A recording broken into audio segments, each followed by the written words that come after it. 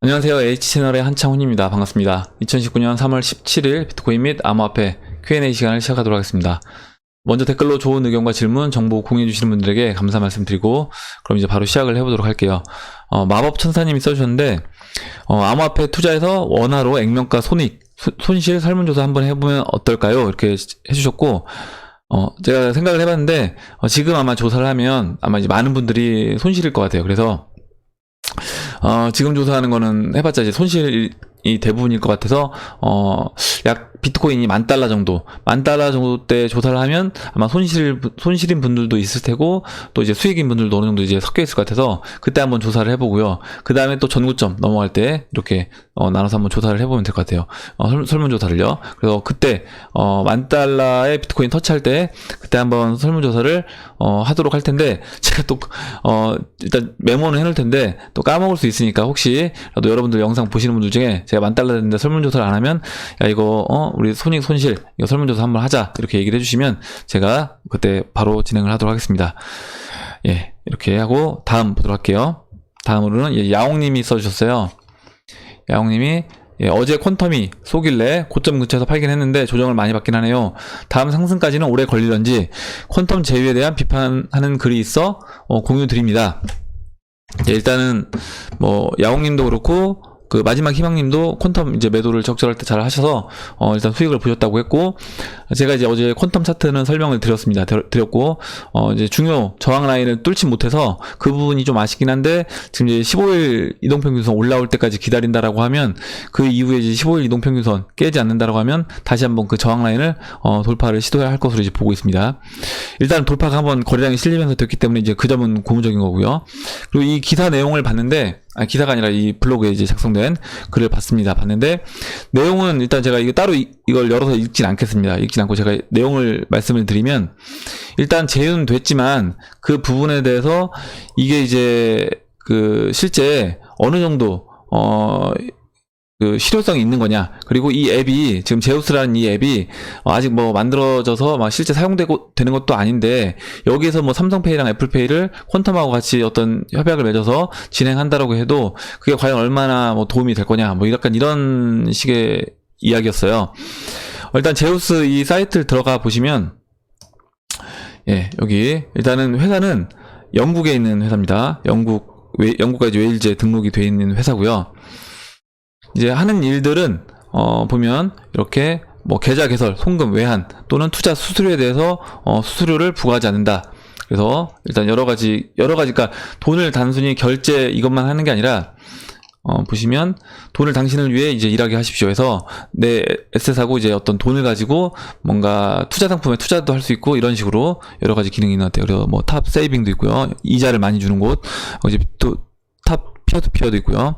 탑 펀드도 있고, 이렇게 펀딩할 수도 있고, 또 보관할 수도 있고, 아니면 개인 간에 돈을 전송할 수도 있고, 내 자산이 지금 어디에 얼마 위치해 있는지, 어디에 쓰이는지 이런 거를 다 이제 볼 수 있는 그런 앱 같습니다. 그리고 돈을 마스터하십시오 해서 이렇게 돼 있고요.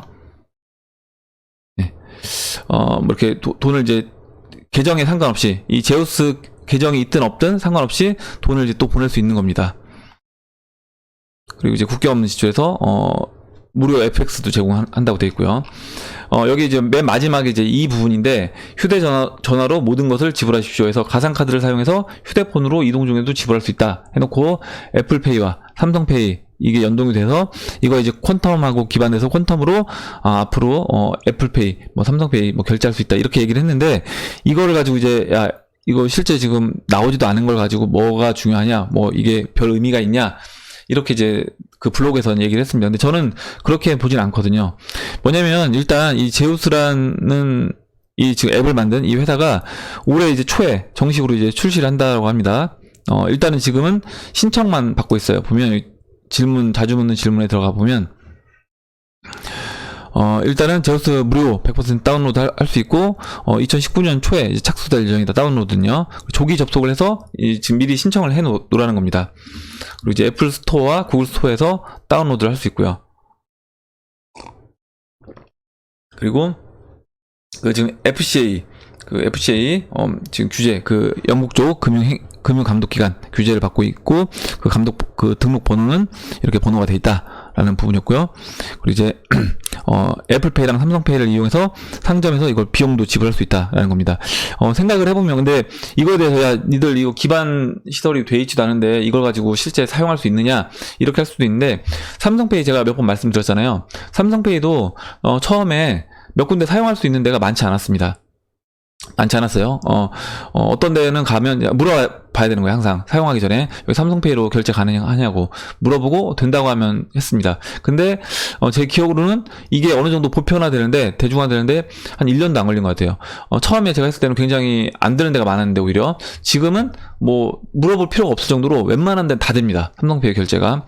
그렇다라고 하면 전 지금 이 제우스에서 사용하는 이것도 마찬가지로 이렇게 이제 될 거라고 보는 거죠. 물론 당연히 지금 이제 얘네가 이제 사업을 시작하는 초기니까 초기인데 니들 뭐 앱 개발도 아직 뭐 다 안 끝났는데 이거 언제 되냐 이 얘기는 지금 벡트 거래소를 보고 야 벡트 거래소 지금 오픈 준비 중에 있지 이거 가지고 니들 뭘 기대하느냐 이거랑 저는 큰 차이가 없다. 팩트 거래소 다 준비하고 있고 준비돼서 어느 정도 이제 준비가 완료되면 오픈돼서 그때부터는 저는 활성화될 거라고 보는 겁니다.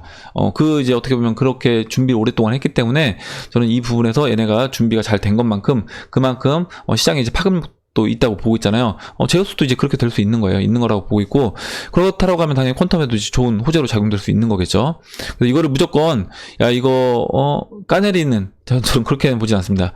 그래서 저는 이제 긍정적으로 보고 있어요. 긍정적으로 보고 있고 일단은 단기 이슈로 올라간 이후에 이제 이렇게 다시 조정을 받으면서 당연히 조정을 받으면서 사람들이 이제 의심을 하는 사람들도 나오는 거죠. 그건 당연한 겁니다. 의심을 하는 사람 나오고 이게 실제로 근데 어느 정도 이게 만약 가시화돼서 만약에 이 제우스를 이용한 뭐 퀀텀 거래가 많아지고 그럼 그 안에서 실제 어떤 수수료 부분도 발생된다라고 하면서 퀀텀이 거기서 이제 쓰이는 실제로 사용되는 게 많아지면서 뭔가 이제 뭐라고 해야 되죠? 가시적인 성과가 나온다라고 하면 그때는 사실 이 가격이 아니겠죠, 퀀텀이. 예. 그러면 당연히 지금 이 상태에서는 이 가격에 있는 게 맞는 거다. 왜냐면 이 지금 제우스라는 이 앱에 대해서도 사람들이 이제 의견이 나눠지는 것처럼 지금은 퀀텀 가격도 올라갔다가 처음에 이제 기대감이 올라갔다가 일단은 사그러져서 조정을 받고 있는 상태인데 여기서 만약에 이게 진짜 확실하고 만약에 지금 삼성페이처럼 쓰인다라고 하면 당연히 뭐 지금 퀀텀 날아가서 진짜 뭐 슈팅 나왔겠죠. 예, 그 4,000원 찍고 거기서 또 더 추가적으로 상승해서 올라갈 수 있었을 겁니다.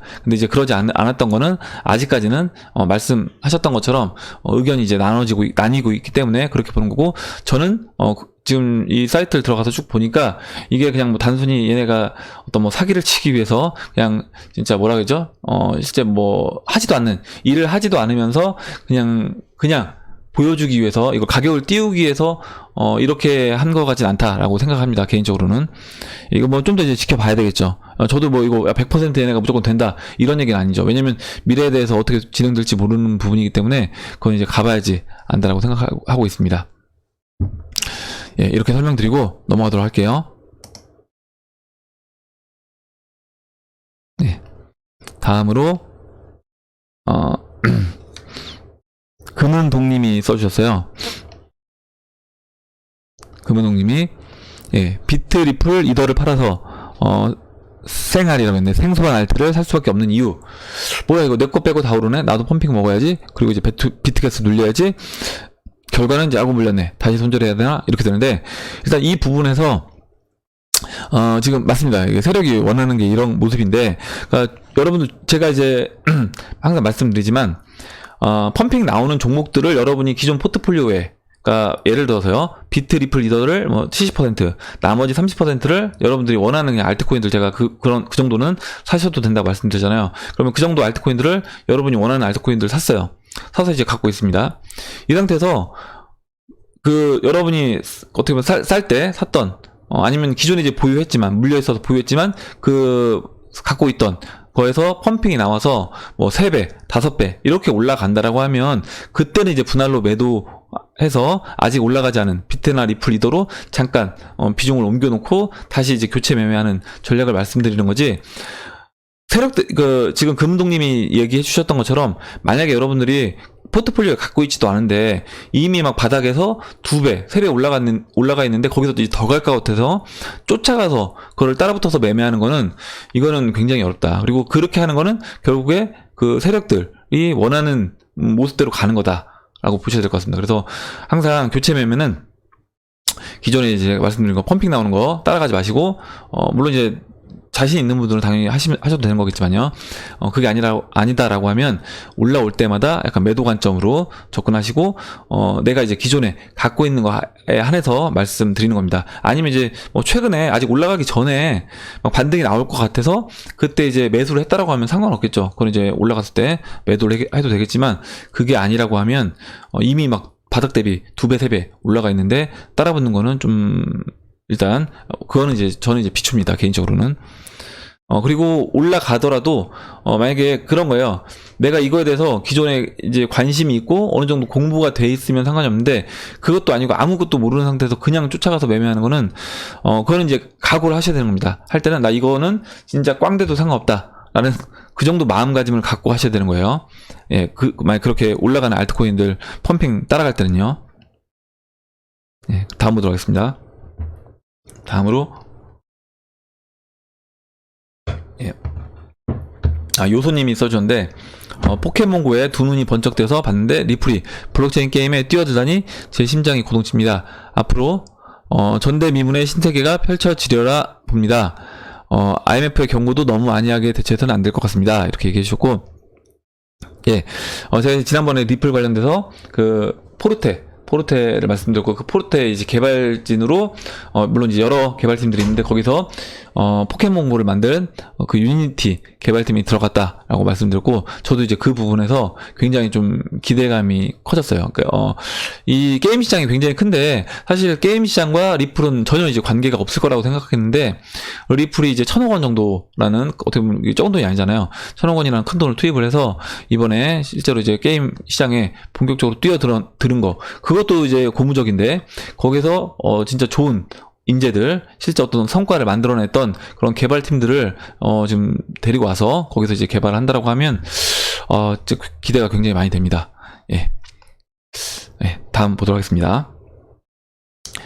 다음으로 이제 브라운님이 써주셨는데, 이건 이제 건강 관련된 얘기예요.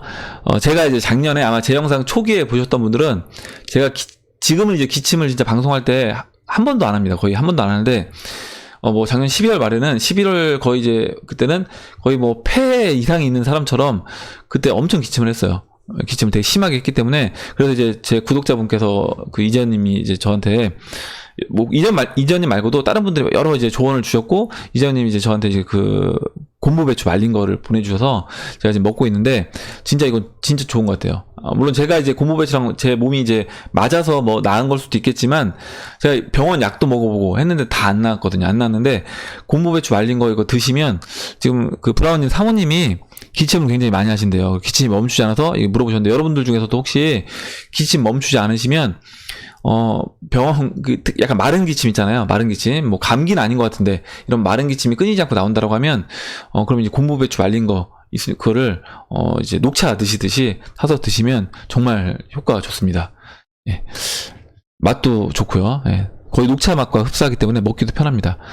지금도 마시고 있거든요. 곤보 배추 지금 차를요. 예. 알려드렸습니다. 건강 정보도 이렇게 드렸습니다. 그리고 다음 보도록 하겠습니다. 다음은 코인 참수님이 써주셨어요. 코인 참수님이 써주셨고, 잠깐만요. 예. 17년 불장 때 A다 600원에 매입을 해서 1,900원까지 300% 3배 정도 수익이 난 상황에도 매도하지 못하고 18년 하락장 현재까지 들고 있습니다. 중간에 계속 추매해서 평단은 많이 낮아졌지만 그때 매도하지 못한 걸 매우 후회하고 있습니다. H님 차트 전망대로 채널 상단에서 분할 매도 계획을 접근 않고 리플이 10만원대 절대 팔지 않을 거야 라는 생각은 피하셔야 한다고 생각합니다. 맘 편히 H채널 방송 보면서 채널 상단 부근 왔을 때 욕심 없이 분할 매도할 예정입니다. 19년도 분할 매수 관점 전망 있는 코인 추천 부탁드린다고 말씀드렸고, 특정 코인이 아니더라도 제 코인 분석을 어떤 관점에서 보는지 알려달라, 이렇게 얘기를 해주셨는데, 일단은 제가 이제 여러분들한테 영상에서 말씀드리는 것처럼 제가 어떤 뭐 특별한 어떤 정보를 받아서 뭐 매매한다 이렇게 생각하실 수도 있어요. 근데 그렇지 않습니다. 저도 여러분들이 알고 있는 정보, 제가 알고 있는 정보 저는 크게 다르지 않다라고 생각합니다. 예, 지금 이제 인터넷이 워낙 발달되어 있기 때문에 사실 정보는 다 오픈되어 있다라고 보고 있어요. 그래서 어떤 분이 저한테 지난번에 질문을 해주셨잖아요. 왜 너는 뭐하러 이렇게 정보를 네가 이렇게 다 오픈해서 얘기를 하고 있느냐라고 얘기를 해주셨는데, 제가 이제 찾고 공부한, 뭐, 물론 경험을 통해서 안 것도 있지만, 대부분의 모든 정보는 저는 다 오픈이 돼 있고, 누가 먼저 이거를 좀 빨리 보느냐, 빨리 봐서 이거를 하고 있느냐, 이 차이인 거지. 그렇기 때문에 뭐 제가 알고 있는 정보가 이게 완전히 뭐, 특별한 어떤 그런 정보라고 생각하지 않습니다. 물론 이제 본인이 알고 있는 정보를 특별한 정보라고 생각하시는 분들도 계시지만요. 그렇게 이제 보고 있고, 저는 이제 되도록이면 시총 높은 종목들을 이제 말씀을 드리잖아요. 그 이유는 이미 이제 시총 높은 종목은 지난번에 어떤 구독자분께서 와사비님이 얘기해 주셨던 것 같기도 한데, 이미 이제 네트워크가 구축돼 있다는 겁니다. 제가 말씀드리지만 네트워크가 구축돼 있고 생태계가 조성돼 있다는 거예요. 그리고 시장에서 지금 이 정도 평가를 받고 있다는 거는 당연히 이거에 대해서 사람들이 어느 정도 이 지금 그 코인에 대해서 신뢰도를 그 가격으로 지금 보여주고 있는 거다라고 보고 있습니다. 뭐 트론을 이제 굉장히 안 좋게 보시는 분들이 있는데, 제가 지난번에 트론 설명드릴 때 트론이 지금 이만큼 물량이 거의 70%에 달하는 물량이 풀렸음에도 불구하고 트론이 그 가격 25원 정도 했나요? 그 가격을 형성하고 있는 거는, 그러니까 시총 그 정도 높이에서요, 형성하고 있는 건 그만큼 사람들이 트론에 대해서 신뢰를 지금 하고 있는 거다라고 봐야 된다라고 말씀드렸습니다. 그렇다라고 하면 당연히 이제 저는 그런 위주로 이미 생태계가 구축되어 있고 기본적으로 어느 정도 네트워크가 형성되어 있는 그런 코인들을 찾고 있고, 거기에서 이제 선택을 할 때는 차트에서 조금 더 지금 싼 영역에 있는, 막 돌파해서 날아가는 종목보다는 저 같은 경우는 이제 싼 영역에 있는 코인들을 이제 매수 관점으로 접근을 하는 거죠. 이제 물론 그건 이제 사람 성향에 따라서 달라질 수 있는 겁니다. 투자자들 성향에 따라서 어떤 분들은 막 치고 올라가는 종목들을 선택해서 사시는 분들도 있는 거고요. 저 같은 경우는 좀 기다리더라도, 발음 다 나오는, 잠깐만요. 물 좀 마시겠습니다. 예, 조금 기다리더라도 저 같은 경우는 싼 영역에 있는 종목들을 좀 선호하는 편입니다. 예, 이렇게 설명드리고, 그리고 송기봉님 이제 여기서 또 써주셨어요. 왜 이제 불장 때 매도하지 않았냐, 이렇게 써주셨는데, 뭐 여기 또 이제 뭐 코인참수님이 겸손하게 또 이렇게 써주셨고, 박도영님도 이제, 박도영님은 30원에 이제 A달 사셨대요. 30원에 사서 1900원이 되었는데도 매도하지 않고 존버하고 있는 분들이 많으니 힘내시라고 이렇게 말씀해 주셨습니다. 그래서 저도 이제 뭐냐면, 물론 제가 지난번에도 한번 말씀드렸지만, 여러분들 나 쌀 때 사긴 했는데 비쌀 때 하나도 못 팔아서 너무 이제 내가 아쉽다 이렇게 생각하실 수도 있는데, 그 비트코인 대형 고래들 보시면 대형 고래들 대부분이 뭐 비트코인 10,000원대, 30,000원대 막 이때 몇만 개 이렇게 사가지고 그거를 그냥 계속 홀딩해서 한 번도 매도하지도 않고 그냥 계속 홀딩해서 갖고 있습니다. 어떤 고래는 그 2017년 불장 때도요, 계속 분할 매수를 한 그런 고래 지갑도 있습니다. 그렇다라고 보면 과연 저는 누가 돈을 벌 것인가 라고 했을 때, 만약에 뭐 리플이든 에이다든 상관없이, 비트코인이든 뭐 이더리움도 마찬가지고요, 내가 이제 물론 어느 정도 고평가 영역이 됐을 때 분할 매도하는 거는 저는 이제 맞다라고 보지만, 이거에 대해서 내가 매도하지 못한 거에 대해서 굳이 또 후회할 필요도 없다.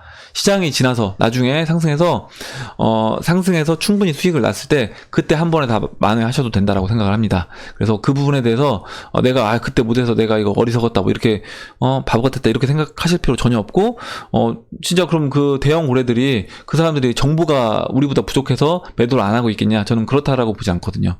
그분들도 이제 그 대형 고래들도 당연히 생각이 있기 때문에 그 갖고 있는 비트코인 물량을 홀딩하고 있는 거고 가져가고 있는 거다라고 보고 있습니다. 저도 그래서 그런 관점으로 본다라고 하면, 물론 이제 내가 매도를 하고 적절한 타이밍에 매수를 해서 개수를 늘리는 거는 그런 취지에서 이제 하는 건 상관없겠지만, 그게 아니라 다 현금화하고 이걸 또 다 매수해서 다시 하고, 이거는 거의 이제 쉽지 않은 거고, 그러니까 분할 매도하고, 저 같은 경우는 만약에 나중에 상승장이 돼서 채널 상단부가 된다고 하더라도, 물론 이제 비중을 줄일 것이긴 한데요, 그렇다고 하더라도 이걸 다 현금화 한다는 것도 쉽지 않은 거다. 왜 그러냐면, 어제 이제 제가 그 MMT 이론 얘기했잖아요. 현대 화폐 이론.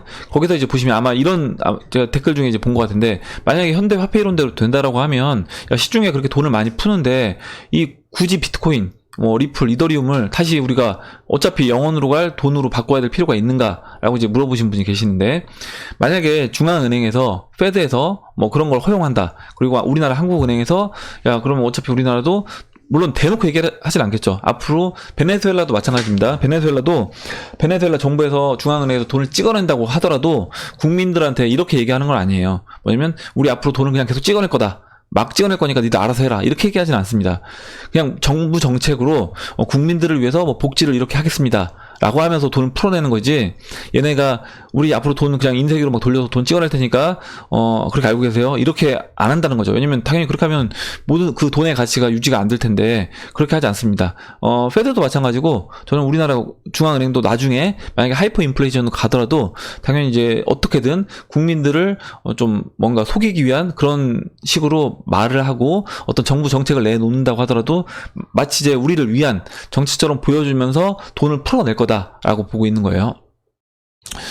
지금 어디 얘기를 하다가 갑자기 이 얘기까지 나왔는지 모르겠는데, 잠깐만요, MMT 얘기하다가, 현대화폐 이론 얘기하다가, 얘기를 했는데, 잠깐, 제가 얘기를 하다가, 지금 갑자기 흐름을 놓쳐가지고, 갑자기 생각이 안 나네요. 일단은, 생각이 나면 다시 말씀을 드리겠습니다. 생각이, 죄송합니다. 생각났습니다. 뭐냐면, 제가 이 얘기를 하다가 지금 요즘 깜빡깜빡 하는데 이해를 해주시고, 이겁니다. 제가 그 채널 상단부에 도달했을 때 질문을 해주셨잖아요. 지금 그 질문을 제가 열어놓고 지금 말씀드린 게 아니어서 갑자기 다른 질문 했던 거가 기억나서 그걸 이제 말씀드리면서 지금 연결해서, 했는데, 보시면, 그렇게 이제 정부 중앙은행에서 돈을 풀어서 실제로 돈의 가치를 급격히 영원으로 떨어뜨리고 됐을 때는 우리가 생각했던 것 이상으로 암호화폐 가치가 올라갈 수 있는 겁니다. 그러면 내가 아무리 매매를 잘해서 채널 상단부라고 해서 매도를 했어요. 매도를 했는데 거기서 갑자기 채널 상단부를 돌파하고 날아가기 시작하면 그냥 하는 순간에 놓치게 되는 겁니다. 물량을 많이 뺏기게 되는 거고요. 그래서 이 부분에 대해서는 나중에 이제 결과를 놓고 봐야 되는 거지, 지금 중간중간에 누가 맞다, 누가 틀렸다, 누가 잘했네, 누가 못했네, 이렇게 저는 얘기할 수 없다라고 보고 있습니다. 예전에 저 아는 분 중에 한 분 이런 얘기를 했었어요. 자기는 이제 기아차 주식을 6,000원에 샀었다가 근데 이제 기아차 주식 그때 이제 지금은 이제 많이 빠졌지만요, 6만원까지 찍었습니다. 찍었고 이제 하락을 했는데 6,000원에 샀다는 거예요, 금융위기 때. 근데 6,000원에 샀는데 그럼 돈 많이 버셨겠네요 물어보니까 손절하셨다고, 5,200원에 손절했다고 이렇게 얘기를 했습니다. 그래서 5,200원이 났던 얼마에 그 6,000원 밑으로 깨지길래 손절을 했다라고 이렇게 얘기를 했습니다. 그래서 그런 걸 보면 이제 우리가 단기간에 봤을 때는 누가 마치 잘한 것처럼, 누가 이렇게 못한 것처럼 보일 수도 있지만 실제 나중에 시간이 지나고 봐야 된다. 강남 부동산도 마찬가지입니다. 강남 부동산 예전에 예를 들어 평당 10,000원이었는데 어떤 사람이 강남 부동산이 100만원까지 올라서 100배를 먹었어요. 근데 거기서 50만원까지 떨어져서 야, 나 100만원 잘 팔았다, 이렇게 얘기를 했는데 생각해보면 지금 평당 1억이에요. 그럼 이 사람이 100만원을 판 게 잘 판 거냐? 잘 판 게 아닌 걸 수 있는 겁니다.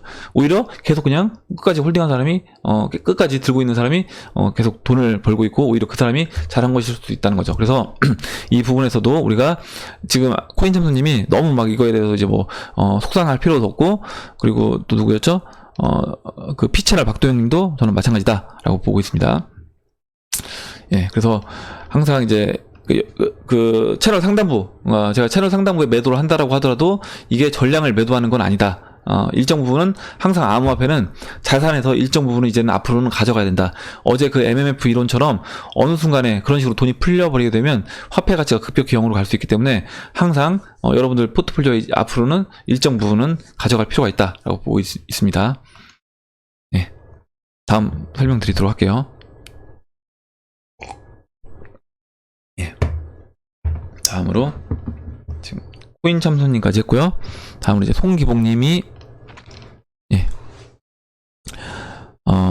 송기봉님 이제 의견을 읽어보도록 하겠습니다. 기술적 지표 차트 정말 중요하다고 봅니다. 차트가 후행이니 차트를 보고 하면 안 된다 등 여러 말들이 있으나 어찌 보면 차트는 선행 지수로 보입니다. 추세 보조 지표를 활용하면 선행 지수가 됩니다. 예측하는 구간도 많이 나옵니다. 단 폭등장에서는 통하지 않습니다. 그런 불장에서는 간땡이 싸움이라고 생각합니다. 예, 맞습니다. 저도 그렇게 생각하고요. 근데 이제 너무 간땡이가 또 크다 보면 도루함이 타불이 되기도 하고 팔 수 있는 기회를 주기도 하는데, 지난번 불장에서 갑자기 날벼락 맞은 것 같네요. 이렇게 써주셨고, 지금 다 저랑 이제 생각이 비슷하신데 맞습니다. 그러니까 폭등장에서는 아까 이제 말씀해 주셨던 것처럼 어느 정도 내가 이거에 대해서, 왜냐면 뭐 50배, 10배 먹었는데 많이 먹었다 생각했는데 거기서 뭐 또 10배를 더 간다든가 뭐 이렇게 될 수도 있는 거고요. 만약에 또 10배 더 간 상태에서 당연히 빠지겠지 생각했는데 갑자기 중앙은행에서 돈을 풀기 시작하면서 거기서 채널을 뚫고 돌파해서 날아가 버린다라고 하면 이거는 뭐 진짜 배짱 좋게 들고 간 사람이 다 먹는 게 되겠죠. 저는 이제 베네수엘라 볼리바르 차트, 그러니까 달러 대 볼리바르 차트를 보면 이렇게 그 어떤 제가 로그 차트를 보여드렸을 때 우상향에서 가다가 어느 시점을 돌파해서 채널을 돌파하고 슈팅해서 날아가 버리잖아요. 2019년도에 18년도에요. 그런 것처럼 이제 진행될 수도 있기 때문에 그 부분도 항상 우리가 염두를 해둬야 된다라는 부분 말씀드리고, 네, 다음에 또 이제 잠깐만요. 지금 송기봉님이 하나 더 써주셨는데, 예, 일단 와사비님 글을 먼저 읽고 하겠습니다. 예, 와사비님이 써주셨고요. 지난번 이오스 추가 상승분 교체 매매할 때 BK가 가장 많이 빠졌기 때문에 다른 메이저 알트보다 BK 물량이 가장 많이 늘었는데 리밸런싱한 덕을 조금 봅니다. 예, 써주셨습니다. 그래서 일단 제가 이 부분에서 말씀을 드리고 싶은 거는, 여러분들 혹시 이렇게 생각하시는, 막 올라가는 거는 좋게 보이시고 갑자기 얘가 예뻐 보이고 좋게 보이고, 계속 여러분들 갖고 있는 포트폴리오에서 계속 떨어지거나 제자리에 있거나 계속 지루하게 횡보하고 있으면 그 코인이 미워 보이고, 야 이거는 좀 뭔가 재수가 없는 것 같고, 아니면 이거는 절대 못 올라갈 것 같은 그런 생각이 혹시 드시나요? 예, 그런 생각 드실 수 있습니다. 예, 왜냐면 막 리플 안 가니까 야 이거 리플은 이제 절대 진짜 못 갈 것 같고, 왜냐면 계속 그 리플사에서 XRP 물량을 계속 매달 풀어내기 때문에 얘는 영원히 못 갈 것 같은 뭔가 이제 그런 생각이 드실 수 있습니다. 근데 그렇지 않다는 거예요. 그렇지 않고 제가 어제도 뭐 그 젓갈 할머니 얘기 드렸던 것처럼 오히려 지금 쌀 때 관심을 보여야 된다. 이제 와사비님이 써주신 내용에 딱 포함이 되어 있습니다. 리밸런싱 할 때 뭐냐면, 어느 정도 시총이 되는 거라고 하면 올라온 거, 이오스 같은 경우 지난번에 많이 올라왔을 때 걔를 매도하고 그 다음에 이제 BK를 사놓는 거죠. 아직 안 올라가고 오히려 빠지고 있는, 계속 지지부진하게 빠지고 있는 다른 알트코인들 다 올라가고 있는데, 그러니까 남들이 다 못생겼다고 안 쳐다볼 때, 그때 얘가 진짜 진주라고 하면 그 흙 속에 묻혀있는 진주를 볼 수 있는 그 눈을 가져야 된다. 그리고 그 진주를 먼저 사서 선점해서 갖고 있는 거죠. 근데 이제 이오스는 지금 안 올라가고 올라가는 상태에서 지금 옆으로 누워서 쉬고 있잖아요. 쉬고 있을 때 이제 BK가 10% 넘게 치고 올라가니까 그럼 다시 BK 팔아서 이오스 사면 이오스 물량을 10% 늘리거나 아니면 BK 물량을 또 늘릴 수 있는 겁니다. 이런 식으로 이제 매매를 하시면 될 것 같고요. 그리고 또 여기 써주는데, 그래도 이제 다소 올랐다고는 하지만 2018년 11월 15일 하드포크 여파 이후로 BTC 마켓에서 다른 메이저 알트 대부분은 하드포크 이전으로 회복하거나 더 상승했지만 BK만 상대적으로 약보합을 이뤘는데, 이번 상승 모멘텀을 어느 정도 가져갈지 지켜봅니다. 포트폴리오 지분상으로 앞으로 조금 더 상승 여지는 있다고 보여지지만 힘이 실리는지는 계속 두고 봐야 할 듯. 참고로 리밸런싱 되면 가장 빠진 종목의 추가 물량이 가장 많아집니다. 예, 그렇죠. 그래서 리밸런싱 시 가장 중요한 것은 절대 시총 낮은 코인으로 하면 안 된다. 즉 망하는 코인 수만 늘릴 수 있다. 최소 12에서 15위권 추천해 주셨고, 이 부분도 굉장히 지금 중요한 말 써주셨어요. 지금 맨 마지막에 제가 이제 리밸런싱 할 때 여러분 교체 매매할 때 주의할 거 한 가지 꼭 말씀드리는 거 있잖아요. 홀딩 물량을 지켜야 된다. 홀딩 물량을 지켜야 되는 이유가 뭐냐면, 만약에 지금 여기 써주셨던 것처럼 올라가는 종목은 계속 매도를 하고요. 떨어지는 종목을 계속 물타기를 하게 되잖아요. 리밸런싱을 하게 되면. 그렇게 되는데, 이게 진짜 이 떨어지는 종목이 시장에서 이제 퇴출 수순으로 가기 위해서 떨어지고 있는데, 내가 이거를 올라가는 거, 얘는 앞으로 막 구구처럼 성장할 거기 때문에 막 올라가고 있어요. 근데 이거를 계속 자르고 빠지고 있는 아이를 계속 매수한다라고 하면 어떻게 되겠어요? 당연히 나중에 내 자산은 영원으로 가겠죠. 망하는 겁니다. 그리고 올라가는 건 계속 잘랐기 때문에 이제 없는 거고요. 그렇게 되기 때문에 항상 할 때 교체 이 리밸런싱을 할 때 주의할 점은 뭐냐면, 포트폴리오를 딱 뿌려놓은 상태에서 포트폴리오에서 각 종목당 최소 50%에서 70% 정도는 홀딩 물량으로 홀딩을 해야 된다는 겁니다. 이렇게 되면 나중에 여러분이 뭐 선택한 그 A라는 코인이 진짜 구글 같은 그런 플랫폼 기업으로 성장한다라고 했을 때 여러분이 뭐 나머지 50% 물량은 분할로 계속 올라가면서 매도해서 빠지고 있는 종목을 매수를 했어요. 그래서 그 빠지고 있는 종목이 꽝이 됐습니다. 꽝이 돼서 0원으로 갔어요. 그렇게 되더라도 그 50% 들고 있는 그 코인이 구글처럼 된다라고 하면 아마 여러분이 원화로 투입된 그 돈을 기준으로 본다라고 하면 아마 어마어마한 수익을 거뒀을 겁니다. 구글이 제가 알기로는 40만 배 상승한 걸로 알고 있거든요. 그렇다라고 하면 여러분들도 마찬가지로 여기서 이제 주의할 점은 항상 홀딩 물량을 지켜서 망하는 코인으로 다 물량을 옮기면 안 된다는 거. 그 부분을 이제 그걸 이제 염두에 두시고 매매를 하시면 될 것 같습니다. 이렇게 설명드리고 다음으로요.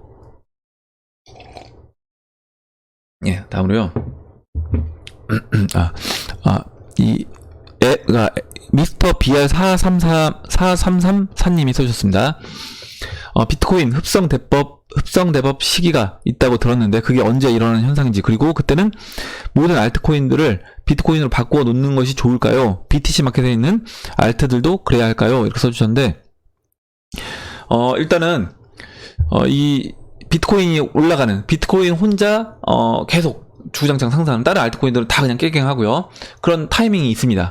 상승장 때 있는데, 이거는 이제 이 타이밍이 딱 어느 타이밍이 이 타이밍이 된다라고 이제 정확하게 알 수 없는 거죠. 이번에 원래 제가 이제 여러분한테 말씀드릴 때 뭐였냐면, 대형 알트코인들 중에 먼저 치고 올라가는 종목이 나와주고, 그 다음에 이제 비트코인 가고, 그 다음에 다른 알트코인들, 소형 알트코인들, 안 올라갔던 알트코인들 가고, 그 다음에 이제 마지막으로 이제 ICO 코인들이 올라갈 거다 이렇게 말씀드렸는데, 약간 지금 어떻게 보면 지금 대형 알트코인에서 바이낸스가 먼저 올라갔습니다. 올라갔고, 그 다음에 어떻게 보면 일단 소형 알트코인들에서 펌핑이 나왔습니다. 펌핑이 나왔고, 그 이후에 아직까지는 이제 비트코인은 안 움직이고 있어요.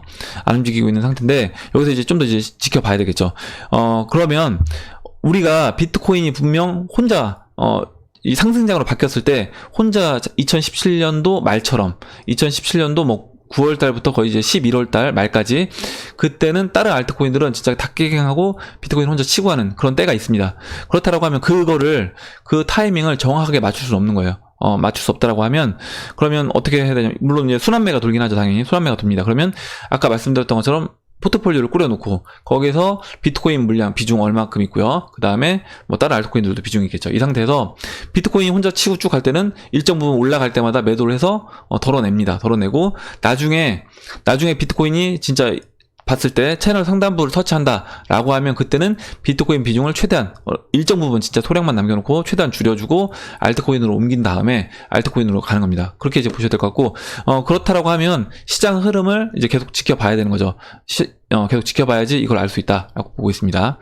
일단은 이 암호화폐 시장은 순환매가 도는 건 맞기 때문에 당연히 이제 비트코인이 지금 안 가고 있다라고 해서 비트코인이 뭐 계속 안 가고 알트코인들만 가는 이런 건 아니고, 분명히 이제 비트코인이 상승장이 되면 비트코인이 혼자 슈팅이 나오는 그런 때가 올 거다라고 보고 있습니다.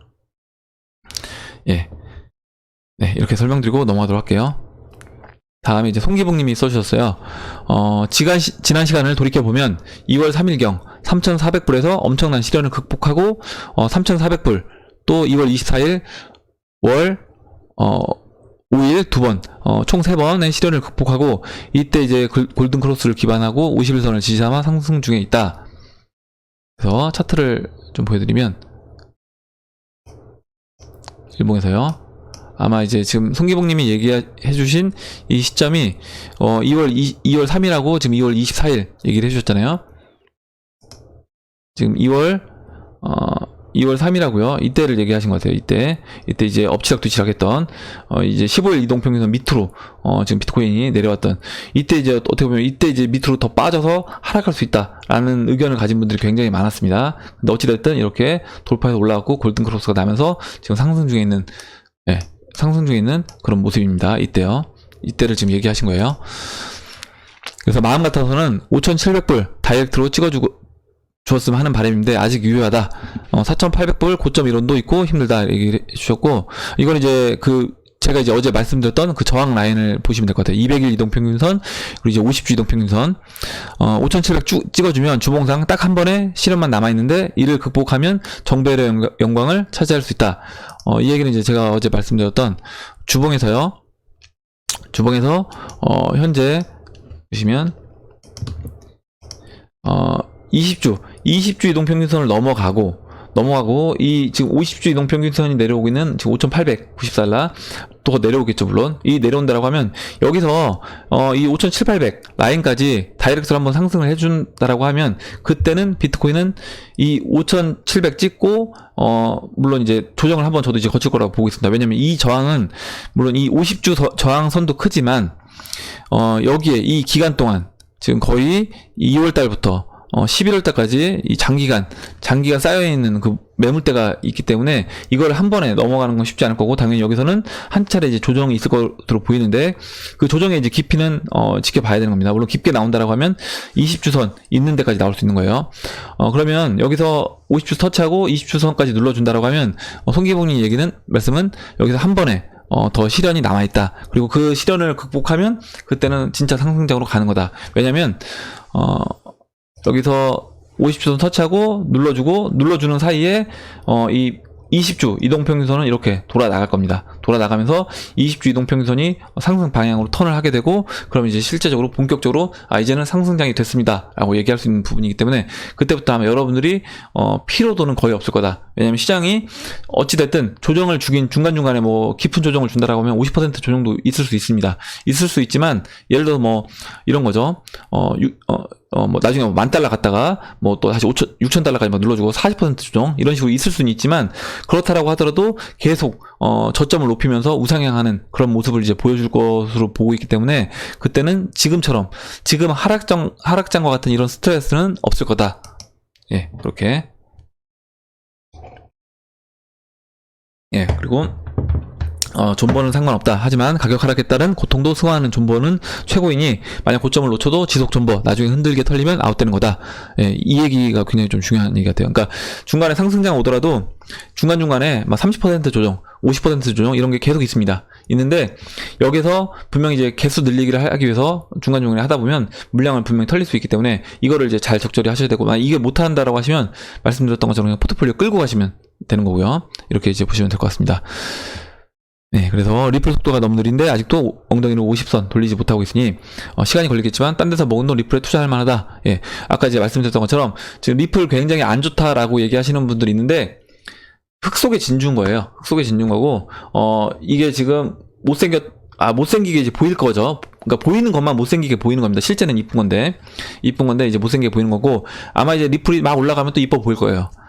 대부분 투자자들이 그럽니다. 그래서 이거는 오히려 지금 사람들이 아무도 이제 관심 리플에 안 둘 때, 그때 오히려 여러분들도 역으로 그럴 때 관심을 갖고 봐야 되는 거다. 그러니까 리플 오히려 지금 밑에서 이렇게 다른 애들 막 펌핑 나와서 갈 때 사람들 이제 리플 진짜 정 떨어진다, 이거 못 해먹겠다 이런 얘기 나올 때, 그때 오히려 리플을 차곡차곡 모아 가시는 게 저도 중요하다라고 보고 있습니다.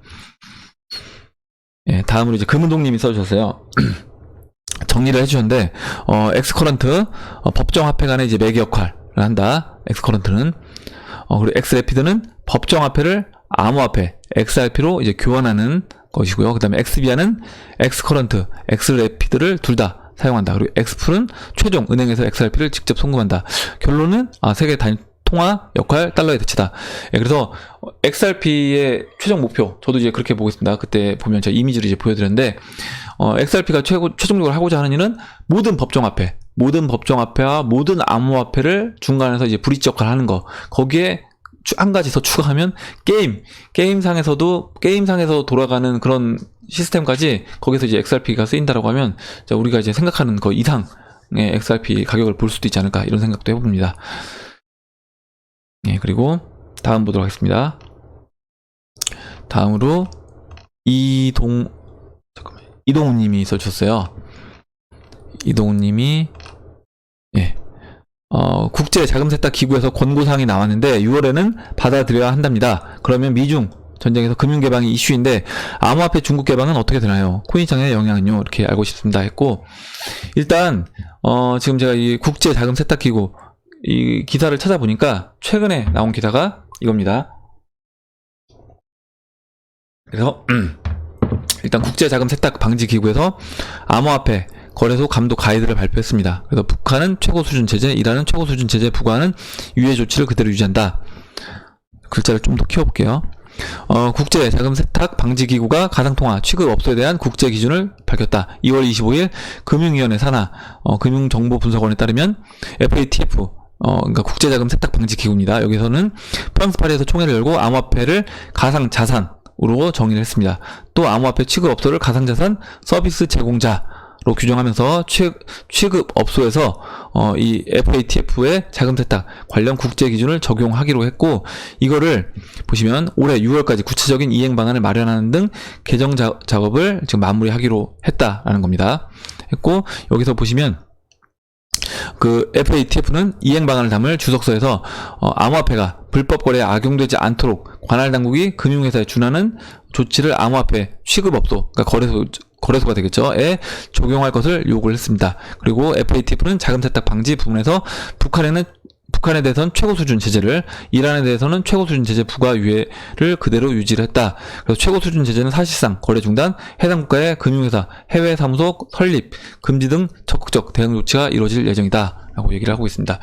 그래서 뭐 북한에서도 지금 뭐 암호화폐 관련돼서 뭐 해킹한다라고 얘기를 했는데, 이런 부분에서 얘네가 이제 금융거래를 할 수 없게끔 자금 세탁 방지 기구에서 이렇게 제재를 한다라는 얘기고요. 일단 이 부분과 미중, 그리고 이제 질문하신 거는 미중 전쟁에서 금융 개방이 이슈인데, 암호화폐 중국 개방은 어떻게 되느냐? 일단 암호화폐 중국 개방은, 저는 제가 지난번에도 말씀드렸지만 그 암호화폐 시장에 대한 패권을 저는 이제 미국이 지금 가져가고 있다라고 보고 있고, 그걸 이제 중국이 알고 있기 때문에, 중국이 그 사실을 알고 있기 때문에 2017년도에 자국 내에서 거래소들 다 퇴출시키고 ICO도 이제 금지를 시켰다라고 보고 있습니다. 물론 이제 블록체인 기술은 계속 개발을 하고 있지만요. 그렇다라고 보면 얘네가 자기네가 이제 주도권을 뺏겼기 때문에 어느 정도 자기네가 나름대로 지금 어떻게 보면 이제 중국 같은 경우는 뭐 유튜브라든가 구글 같은 경우도 이제 어떻게 보면 금지를 하고 있잖아요. 이런 것처럼 자국 내 보호하고 자기네가 자기네 따로 별도로 통제하기 위해서 이쪽 블록체인도 이렇게 하려고 하는데, 저는 이게 이제 쉽지 않을 거다라고 보는 겁니다. 왜 쉽지 않냐면, 그 베네수엘라라든가 아르헨티나, 그러니까 중국이 정부에서 어거지로 이걸 막으려고 한다고 하더라도, 만약에 중국이 이걸 개방하지 않는다라고 하면 개방할 수 없게끔 저는 만들 거다. 금융 세력이 그렇게 만들 거다라고 보고 있습니다. 어떤 식으로 만드느냐? 지금 중국 그 베네수엘라를 이제 생각을 해보면요, 베네수엘라의 화폐 그 볼리바르가 급격히 이제 가치가 0으로 가면서 베네수엘라 국민들은 돈을 이제 바꾸려고 합니다. 뭘로 바꾸려고 하냐면 암호화폐로 이제 바꾸려고 하고, 그 암호화폐 수요가 계속 늘어나고 있어요, 현재. 그렇다라고 보면 중국도 이제 저는 마찬가지가 될 거라고 보는 거죠. 얘네가 아무리 중국이 정부에서 이 암호화폐 비트코인을 틀어 막으려고 하고 이 암호화폐 시장을 막아 놓으려고 하더라도, 중국 국민들, 그리고 돈 있는 사람들이 만약에 중국 그 위안화가 약세로 가게 되면 저는 어찌됐든 자기들이 갖고 있는 그 위안화를 빨리 처분해서 바꾸고 싶을 겁니다. 암호화폐로 바꾸고 싶을 거기 때문에, 그렇게 되면 정부가 통제를 하더라도 이거를 최대한 어떤 방법, 자신들이 쓸 수 있는 최대한 방법을 동원해서 이걸 어떻게든 바꾸는 그런 작업을 할 거다. 그렇게 되면 그런 수요가 이제 늘어나고, 중국 정부 입장에서 야, 이걸 우리가 통제할 수 없겠다라고 하면 그때는 손을 들 수밖에 없는 상황이 오지 않을까. 그리고 지금 만약에 그렇게 안 하고 계속 버틴다라고 하면 정권 자체가 이제 유지하기 힘들어질 수 있는 거죠. 베네수엘라의 그 마두로 대통령이 어떻게 보면 어느 순간 과이도가 내가 대통령이다라고 하면서 나오고, 미국과 이제 유럽에서 과이도를 대통령으로 인정해주고 지금 밀어주고 있잖아요. 이런 것처럼 중국도 그런 수순으로 갈 수 있는 겁니다. 시진핑이 끝까지 고집부리고 자기 정권 유지하려고 해서 국민들이 요구하는 그런 거를 받아들이지 않고 꽁꽁 자기들 묶어놓은 상태로 계속 암호화폐 시장 개방 안 하고 간다라고 하면, 그때는 그 정권 자체도 유지하기 힘들어지는 그런 단계까지 갈 수 있다라고 보고 있습니다, 저는. 네, 이렇게 설명드리고 넘어가도록 할게요. 김현숙 님이 써주셨어요. 저가 싸게 사고 오를 때 파신다는 말씀이 귀에 쏙 들어오네요. 전 신문, 뉴스 등 대중과 정부와 반대로 해석하고 투자나 사업함이 맞다고 봅니다. 카드 활성화, 빚내서 집 사라고 시세 90%, 지금 이제 60%까지인데요. 대출도 해주고 서민들 호구로 아직도 취급한다고 생각합니다. 2008년 서프라임도 마찬가지예요. 미국에서 또 마찬가지로 그 미국 국민들한테 집 사게끔 만들어 준 겁니다. 만들어 주고 나서 한 방에 이제 터트린 거죠. 지금도 이제 마찬가지로 보시는 거고요. 그리고 멀지 않아 이제 경매 물건 엄청 나올 거라 예상하고 있고, 시세보다 얼마나 싸게 될지 목 좋은 곳에 체크하고 있다라고 얘기해 주셨고, 제가 아까 이제 말씀드렸던 것처럼 암호화폐도 여러분들 올라갈 때는 막 올라가는 거는 예뻐 보이고 좋아 보이고 막 대중들 다 뛰어들고, 지금 보면 지금 아마 제 영상 보시는 분들은 그나마 나은 분들인데, 예전에 막 올라갈 때 2017년도 불장 때 막 뛰어들었다가 좀 빠지는 것 같으니까 아이 못 해먹겠다 그래서 막 비트코인 3,000불, 4,000불일 때 다 던지고 나가신 분들, 이런 분들은 진짜 어떻게 보면 완전 반대로 하고 계신 거예요. 돈을 벌려면 쌀 때, 진짜 만약에 이게 가치가 있다는 걸 내가 확신을 하면 쌀 때 사야 되는 거고요. 비싸게 되면 그땐 팔아야 되는 건데, 오히려 비쌀 땐 이뻐 보인다고 해서 막 사고, 남들 따라서요. 쌀 때는 이거는 이제 똥대서 하고 이거 갖다 버리고, 오히려 쳐다도 안 보고, 이런 식으로 된다라고 하면 절대 돈을 못 버는 겁니다. 오히려 돈을 까먹을 수밖에 없는 거죠. 그래서 어떻게 보면 약간 대중들이 바라보는 시각과 약간 반대로 바라볼 수 있는 그런 시각이 필요하다. 김현숙님이 써주신 내용이 이제 그런 거가 될 것 같고요. 지금 집값 막 올라갔다가 지금 약간 이제 조정받고 있잖아요. 지금 조정받고 있다고 여기서 이제 또 집 더 올라갈 거다라고 생각해서 지금 이제 집 살 타이밍은 아니다라는 거죠. 그렇다고 하면 물론 이제 실수요가 있는 부분들은 다르겠지만, 그렇지 않다고 투기적으로 돈이 몰렸던 그런 부동산들은 당연히 저는 지금 김현숙님이 얘기하셨던 것처럼 분명히 추가적으로 가격이 빠지는 그런 단계가 올 거다라고 보고 있습니다. 마지막으로 고영진님 이야기만 읽고 마무리하도록 하겠습니다. 예, 며칠 전 마이더 월렛을 해킹당했습니다. 저를 포함해서 주거 지역이 다른 3명이 같은 시간대에 털린 것으로 봐서 전문적인 해커가 아닌 지인이 소행이 아닐까 하는 조심스러운 의심을 해봅니다. 그냥 잊어버려야 할지 아니면 수사기관에 신고를 해야 할지 모르겠습니다. 어떻게 해야 할지 의견을 주시면 고맙겠습니다. 제가 이제 말씀을 드리고 여러분들도 혹시 이 내용에 대해서 의견을 주시면 감사하겠습니다. 첫째, 2017년 마이닝맥스, 이거 지금 다단계로 일단 불법으로 판명이 됐죠. 저희 아는 분도 이때 이제 마이닝맥스 투자하는 거 어떠냐 해서 제가 봤을 땐 폰지 사기다라고 해서 하지 말라고 했고, 제 아는 동생도 마이닝맥스에 이제 1,000만원 넣었었는데 결과적으로 이제 손해를 봤습니다. 손해를 봤는데 채굴기 구매로 이제 코인판에 입문했으며 다행히 그 당시 ICO에 투자해서 90% 이상 손실 코인만 지금 보관한 지갑이라 현재 가치는 큰 금액은 아닙니다. 둘째, 이제 입문 시 아무것도 몰라서 지인의 도움으로 만든 지갑을 지금까지 사용을 했으며, 때로는 그 프라이빗 키를 알려주면서 매매를 부탁하기도 했대요. 그러니까 이거는 근데 절대 하시면 안 되는 겁니다, 여러분들. 만약에 내 와이프다, 아니면 내 가족이다라고 하면 상관없겠지만, 그게 아니라 누가 이제 추천해준 사람이, 이 사람이 사회에서 만난 사람인데 이 사람이 야, 내가 해줄게, 너 잘 모르니까 해줄게 해서 그 사람한테 여러분들 그 프라이빗 키 주는 거는 여러분 금고키를 주고 네가 이제 관리하고 있어라, 이거랑 똑같기 때문에 언제든지 빼갈 수 있는 거예요, 그거는. 그래서 셋째, 다단계 사기 때는 같은 선의의 피해자라고 생각하고 원망하는 생각도 안 했는데 너무 화가 나네요. 그러니까 그분도 아마 이제 마이닝맥스에 같이 들어가셨던 분인데, 그분한테 이제 관리를 맡겼는데 그분이 그 돈을 그 마이더 월렛에서 빼서 가져가셨다는 것 같아요.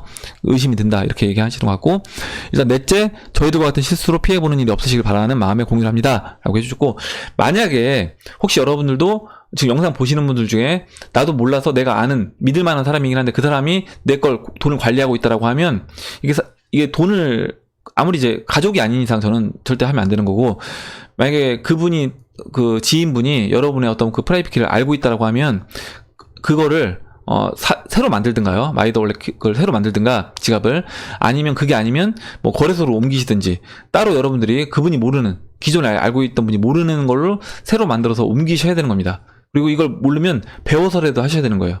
아니면 내가 모르면 지난번에 지난번에 사무엘님이 얘기하셨던 것처럼 자기 아들, 연세가 있으셔도 잘 모른다라고 하면 아들분한테 시켜서라도 이건 해야 되는 겁니다. 그래서 그렇게 꼭 하시고, 그렇게 하셔야지 이거는 피해를 안 보는 거고, 만약에 진짜 어떻게 보면 사람 일이라는 건 어떻게 될지 모르기 때문에 그 맡기셨던 분이 원래 경제적으로 여유가 있어서 그때는 안 하다가 사람이 돈에 쫓기다 보면 나쁜 마음을 먹고 가져갈 수도 있는 거잖아요. 그래서 그걸 항상 조심하셔야 되는 거고, 지금 이제 90% 빠져서 현재 금액이 큰 금액이 아니다 이렇게 얘기해 주셨는데, 나중에 이게 여기서 100배 또 성장하면 또 큰 금액이 될 수도 있는 겁니다. 그렇기 때문에 그 부분도 생각해 보신다라고 하면 저는 당연히 신고를 해서 범인을 찾아야 된다라고 이제 보고 있고, 고영진 님이 아는 지인분이 고영진 님 키를 갖고 있다라고 하면 당연히 그 수사대에서도 그 사람을 먼저 조사를 하겠죠. 그리고 그 사람 갖고 있는 뭐 거래소 내역이라든가 그런 걸 다 받아서 확인을 할 겁니다. 그래서 그렇게 해서 저는 꼭 이 부분에 대해서 일단은, 고영진 님도 제가 봤을 때는 약간의 분명히 이 도난당한 거에 대한 책임은 있어요. 왜냐면 그 키 관리를 제대로 안 했기 때문에, 아무리 이제 사람을 믿는다고 하더라도 그걸 관리를 안 했기 때문에 그 부분에서 어느 정도 일단 있으신 거고, 먼저 나중에라도 항상 키 관리를 본인이 직접 하셔야 되는 거고, 배우셔서요. 그리고 저는 이거는 신고를 하셔서 범인을 잡아야 된다라고 보고 있습니다. 금액에 상관없이요. 그리고 혹시 제 영상 보시는 분들 중에 이런 비슷한 어떤 사례가 있으신 분이 있으면, 그리고 그 사례가 있어서 그걸 어떻게 내가 처리를 해서 뭐 범인을 잡았다든가, 아니면 여러분들도 아는 분들도 뭐 내 아는 지인이 그 자기 분이 갖고 있던 그 뭐 마이더 월렛이라든가 다른 지갑에 있던 거를 가져갔는데 내가 그걸 찾아서 돌려받은 적이 있다라고 하면, 그런 사례가 있으면 써주시면 그 부분에 대해서 한번 같이 정보를 공유해보는 시간을 가져보도록 하겠습니다. 예. 그럼 이상으로 2019년도 3월 17일 비트코인 및 암호화폐 Q&A 영상을 마치도록 하겠습니다. 오늘 여러 가지 얘기를 했는데, 여러분들 의견, 그리고 또 같이 얘기해보고 싶은 정보 있으시면 정보를 얘기해주면 감사하겠고요. 마지막에 이제 말씀드린 그 고영진님 의견과 비슷한, 그런 경험과 비슷한 경험 하신 분이 계시면 내용 써주시면 감사하겠습니다. 예, 그럼 이상으로 영상을 마치겠습니다. 영상이 도움이 되셨다면 좋아요와 구독 버튼, 그리고 알림정 버튼을 눌러주세요. 감사합니다.